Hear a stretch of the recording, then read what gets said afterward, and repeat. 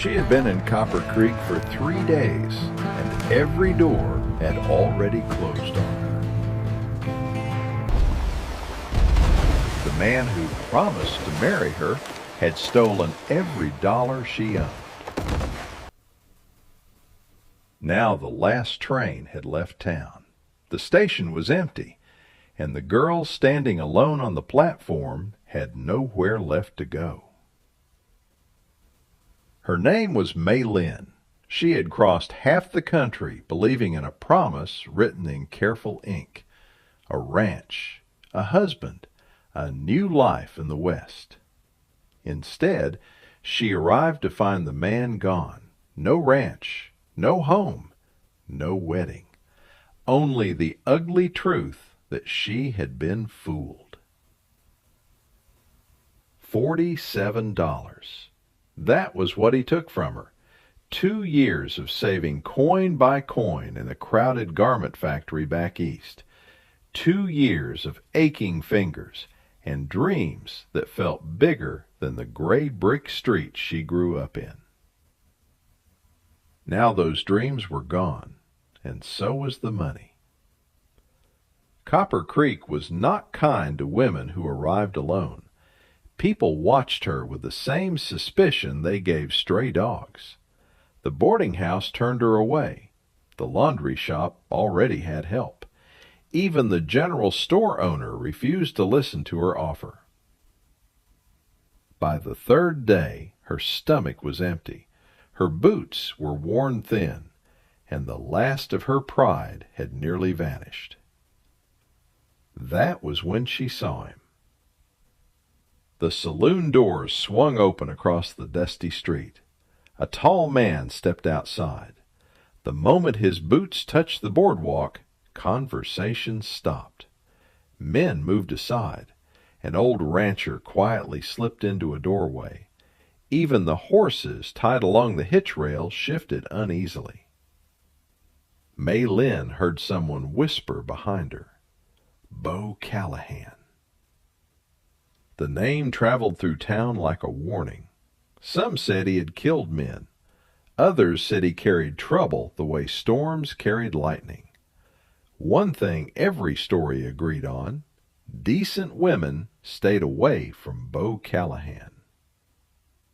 But desperation has a strange way of silencing fear. Before she could change her mind, May Lynn stepped straight into his path. His chestnut horse snorted and tossed its head. Bo steadied the animal with one calm hand. Then his pale eyes lifted slowly to meet hers. Up close, he looked even harder. Sun-cut lines across his face, a deep scar slicing through one eyebrow, eyes the color of winter creek water, cold, quiet, unmoved. For a long moment, neither of them spoke. The entire street seemed to be watching. May Lynn forced the words out before courage failed her. "Mr." Her voice was softer than she intended, but steady. "I'm not asking for charity." She swallowed, then said the only thing she had left to offer. "I'm asking for a chance." Bo Callahan studied her the way a man studies a stranger who has stepped too close to danger. "You don't know me," he said quietly. "No," May Lynn replied, "but I know I got nowhere else to go." The wind stirred dust between them. Somewhere behind a window curtain moved as people watched the scene unfold. May Lynn lifted her chin and said the words that would change both their lives. "Please, marry me." For a moment, the entire street forgot how to breathe.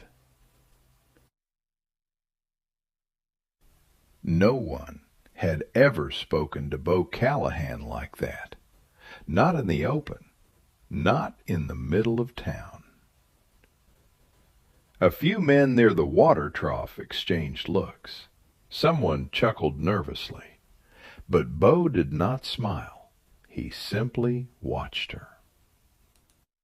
Mei Lin stood very still, her hands clenched around the handle of her worn suitcase. She could feel every pair of eyes on the street staring at her back. Bo's pale gaze moved slowly across her face, then down to her hands, calloused fingers, small scars across her knuckles. Factory hands, not soft city ones. "You always ask strangers to marry you?" he said quietly. Mei Lin shook her head. "No." Her voice was steady now. "Just the ones who look like they don't scare easy." Something flickered across Bo's face. Not quite amusement, not quite irritation. The chestnut horse shifted beside him, stamping its hoof. Dust drifted through the afternoon light. Bo looked past her toward the boarding house across the street. A curtain moved quickly where someone had been watching. Then he looked back at her. "You hungry?" he asked. Mei Lin blinked. The question had not been what she expected. "Yes," she admitted. Bo jerked his chin toward the small meal house beside the general store. "Come on." He tied the horse to the hitch rail and walked inside without looking back. For half a second, Mei Lin wondered if she had imagined the invitation. Then she hurried after him. Inside the meal house, the air smelled like bacon grease and boiled beans. Flies tapped lazily against the dusty windows. A few ranchers sat at the far table playing cards. They stopped when Bo entered. Bo chose the darkest corner of the room, the seat with his back to the wall. Without asking, he ordered 2 bowls of navy bean soup and coffee. Mei Lin waited until his spoon touched the soup before she lifted her own. Bo noticed, but said nothing. For several minutes, the only sound between them was the quiet scrape of spoons against tin bowls. Finally, Bo leaned back in his chair. "Start talking." Mei Lin nodded slowly and told him everything. She spoke about the factory mills back east, about the roar of machines that never stopped, about saving money coin by coin, about the letters from a man who promised marriage in Wyoming, Hector Finch. She told him about stepping off the train in Copper Creek and realizing the man did not exist. No ranch, no home, no future waiting. When she finished, her hands rested flat on the table. The soup had gone cold. Bo studied her for a long moment. "You got family back east?" Mei Lin shook her head. "None that want me." "Friends?" "Not any more." Bo wiped the last of the soup from his bowl with a piece of bread. Then he spoke again, slowly, carefully. "The place I live is 2 hours from here." Mei Lin felt her chest tighten. "Small cabin," he continued. "My ma built most of it with my pa." He paused. His voice grew quieter. "She passed 2 winters ago." Mei Lin waited, her heart beating faster with every second. "I ain't looking for a wife," Bo said finally. "Not the way you meant out there." For a moment her hope flickered, then dimmed. But Bo wasn't finished. "I could use someone to keep the house." He met her eyes. "Cook, clean, look after what my ma left." You get a roof, food, safety. Mei Lin swallowed slowly. Why? She asked. Bo looked down at his scarred hands. For a moment, the hard edge in his expression softened. My ma came west the same way you did. She answered a letter. Married a stranger. He pushed a few coins across the table for the meal, then stood. She used to say the West ain't kind to folks who don't help each other. Bo reached for his hat. Finish eating. We leave in an hour. 2 hours later, Copper Creek disappeared behind them.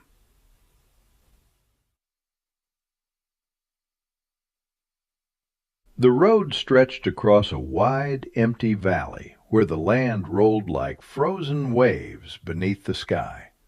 Mei Lin had never seen so much open space in her life. Back east, the world was tight. Brick walls, narrow streets, smoke hanging low above crowded rooftops. Here, the sky felt endless. She gripped the saddle horn as her horse climbed a rocky ridge. The wind tugged at her coat. Below them, the valley opened wide, grasslands fading into distant blue mountains. It was beautiful and terrifying. Bo rode ahead without speaking. The chestnut horse moved easily beneath him, as if it had walked this trail 1,000 times, which it probably had. For most of the ride, neither of them said a word. The silence wasn't unfriendly, just unfamiliar, like two strangers learning the rhythm of each other's breathing. After a while, Bo slowed his horse. "You ride all right," he said. Mei Lin let out a quiet breath. "I worked with delivery horses in Boston sometimes," she replied. "They were smaller." Bo nodded slightly. "These ones are meaner." The corner of Mei Lin's mouth lifted just a little. It was the first hint of a smile he had seen from her. They crossed a shallow creek where the water sparkled against smooth stones. Bo stopped there long enough for the horses to drink. Mei Lin slid down from the saddle carefully. Her legs trembled when they touched the ground. Bo noticed. "You ain't ridden far before." "No," she admitted. He stepped toward her horse and loosened the strap on the saddle blanket. Small, practical movements. But she noticed something else. He never stood too close, never crowded her. For a man with a reputation like his, he was surprisingly careful. "Another mile," he said finally. Then he climbed back into the saddle. The cabin appeared just before sunset. It stood beside a narrow creek lined with willow trees whose branches bent toward the water. The building was small but sturdy. Hand-cut timber walls, a stone chimney, a wide porch that faced the valley. Smoke curled gently into the evening sky. Mei Lin felt something shift quietly in her chest, something fragile, belonging. Bo dismounted first and tied the horses near the fence. "You can come in." Inside the cabin, the air smelled faintly of wood smoke and pine. A faded quilt covered the bed in the corner. A rocking chair sat beside a small iron stove, and on the wall above a wooden shelf rested a photograph. Mei Lin stepped closer to it. A woman with kind eyes and silver hair smiled back from the faded image. "Your mother?" Bo nodded once from the doorway. She built most of this place. Mei Lin touched the edge of the quilt. She must have had strong hands. Bo's jaw tightened slightly. Yeah, she did. That night, Mei Lin lay beneath the quilt, listening to the creek outside. The water moved softly over the stones, a sound so different from the roar of factory machines she had lived with for years. Sometime after midnight, she heard the cabin door open. Boot steps crossed the porch. Bo. She stayed still, watching the faint moonlight across the ceiling. He stood outside for a long time, probably staring at the mountains the way he had earlier. Neither of them slept much that night. But for the first time since stepping off that train, Mei Lin didn't feel alone. And Bo Callahan, for the first time in 2 years, had someone sleeping under his roof again. The days that followed moved slowly, almost gently. Mei Lin woke each morning to the sound of the creek moving over the stones outside the cabin. It was the first quiet she had known in years. No factory machines, no shouting foremen, no iron wheels screaming against rails, just wind in the willow trees and the soft rhythm of water.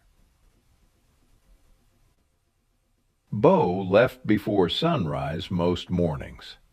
By the time she stepped onto the porch, he was already riding toward the far end of the valley. At first, the silence between them felt uncertain, but slowly it changed. Mei Lin cleaned the cabin from corner to corner. She washed the dust from the wooden shelves. She mended the tear in the faded quilt. And one afternoon she stitched a small cloth for the table, yellow wildflowers sewn carefully into the fabric. When Bo returned that evening, he stopped in the doorway, studying the tablecloth. "You made that?" Mei Lin nodded. "Used to sew after work sometimes." Bo ran his fingers across the stitches, rough hands against careful thread. He didn't say anything more, but something in his expression softened.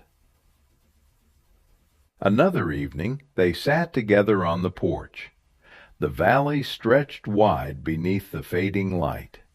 Stars appeared slowly above the mountains. Mei Lin wrapped a blanket around her shoulders. "You ever miss town?" she asked quietly. Bo shook his head. "Too many people." She smiled faintly. "Too much noise?" "Too many lies." The answer hung between them. Honest, uncomplicated. Mei Lin leaned back in the wooden chair. The sky above them felt endless. "Where I grew up," she said softly, "you could never see stars like this." Bo glanced toward her. The moonlight caught the loose strands of her dark hair. For a moment he forgot to look away. Then he... "Cold tonight." Mei Lin quietly. The sound surprised both of them. For the first time since she arrived, the cabin didn't feel like a temporary shelter. It felt like something warmer, something beginning. But the valley was changing. The next morning Mei Lin noticed it the moment she stepped outside. The air felt different, too still. Bo stood on the porch rail with a tin cup of coffee in his hand. His eyes were fixed on the mountains to the north. "What is it?" she asked. He didn't answer right away. Then he nodded toward the sky. "Look at the birds." Mei Lin followed his gaze. Dozens of birds were flying east, fast, too fast, not circling, not gliding, fleeing. Even the small herd of buffalo that grazed near the lower meadow had begun climbing toward higher ground. A quiet chill ran through her. "They know something," she whispered. Bo nodded slowly. "They always do." He set the coffee cup down. "The snow's been melting heavy up in the high country." Mei Lin looked again toward the mountains. Dark clouds gathered above the peaks. But they weren't storm clouds. Something heavier. Something waiting. "When that water breaks loose," Bo said quietly, "it'll run straight through the canyon." Mei Lin felt her stomach tighten. "Copper Creek." Bo nodded. "The town sits right in the path." For a long moment neither of them moved. The wind shifted across the valley, carrying a faint smell of wet earth from far away. Then Bo turned and walked inside the cabin.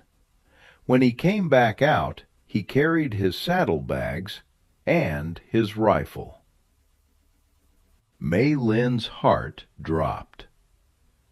"You're going to town." "Someone has to warn them." She gripped the porch rail. "They won't listen to you."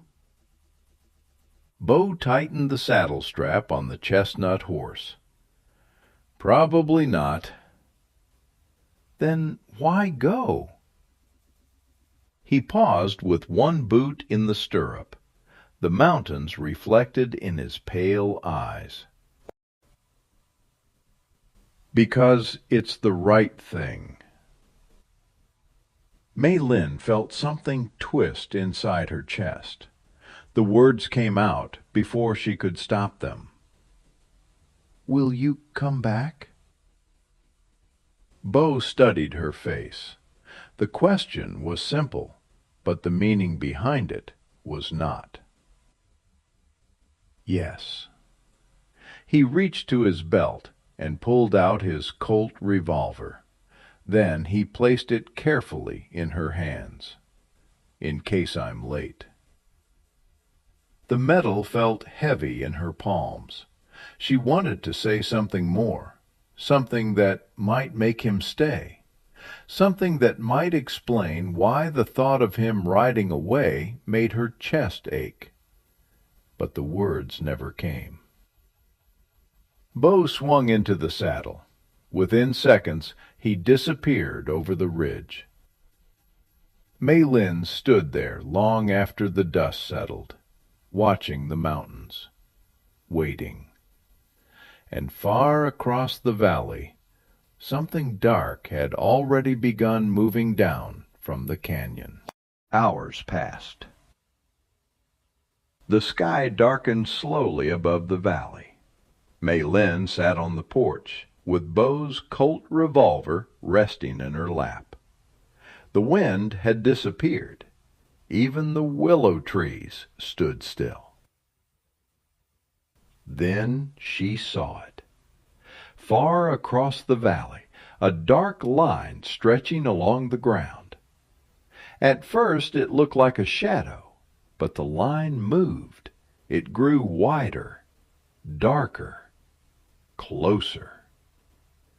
Mei Lin stood slowly, her breath caught in her throat. It wasn't a shadow. It was water. A massive wall of muddy water tearing down the valley. Trees rolled inside it like broken sticks. Branches spun through the current, and it was racing straight toward Copper Creek. Miles away, Bo Callahan rode into town at full speed. Mud flew from the chestnut horse's hooves as he pulled up outside the sheriff's office. "Flood coming!" he shouted. People turned. Some stared in confusion. Others laughed. Sheriff Burroughs stepped onto the porch. "Well, look what the wind dragged in," he said with a smirk. "Callahan bringing ghost stories again." Bo stepped closer. His voice cut through the street like steel. "The canyon's breaking loose. The town needs to move to high ground." A few people whispered nervously, but most stayed where they were. Then the ground trembled, just a little, but enough that the horses tied along the hitch rail began stomping and pulling at their reins. A deep roar rolled down from the northern hills, like thunder trapped under the earth. The sheriff's smile faded. Bo didn't wait another second. He ran down the street, pounding on doors. "Get to the hill!" he shouted. "Now!" Some people froze. Others began to run. The roar grew louder. Then the flood hit. Water exploded into the edge of town like a charging animal. Barrels smashed against buildings. Wagons flipped in the current. Within seconds, the street was knee-deep. Then waist-deep. Bo grabbed a hitching post as the current slammed into him. A scream cut through the chaos. A small boy clung to a porch rail with water swirling around his chest. His fingers slipped. Bo lunged forward. The current hit him like a hammer, but he forced his way through the water. Just as the boy lost his grip, Bo caught his wrist. "I got you!" The child clung to him as Bo fought back toward higher ground. Mrs. Morrison reached from a rooftop and pulled the boy into her arms. Bo didn't stop. He ran back into the flood. He cut a trapped man loose from a broken wagon. He lifted a woman through a window before the current tore the wall apart. He dragged Tom Morrison himself out of the rushing water when the man's arm caught on a nail. For nearly 2 hours, Bo battled the flood. His hands tore open. His arms burned, but he never stopped. By sunset, the water began to fall. Mud covered the streets. Buildings leaned crooked. But every person in Copper Creek was alive. Bo sat on the church steps, exhausted, hands wrapped in torn strips of cloth. Mrs. Morrison approached slowly with her grandson beside her. "I was wrong about you," she said quietly. Bo looked down at the muddy street. "Don't matter." But his eyes were already on the road leading out of town, toward the ridge, toward the cabin, toward May Lynn. He rode through the night. The horse stumbled more than once across washed-out trails, but Bo kept going. Only one thought in his mind: May Lynn. Dawn finally touched the sky when he reached the ridge above the cabin. Bo pulled the horse to a stop. For a moment he simply breathed. Then he saw it. Smoke curling from the cabin chimney. Light glowing softly in the window. Bo closed his eyes for a second. She was still there. When he rode down into the yard, Mei Lin was already standing on the porch, waiting.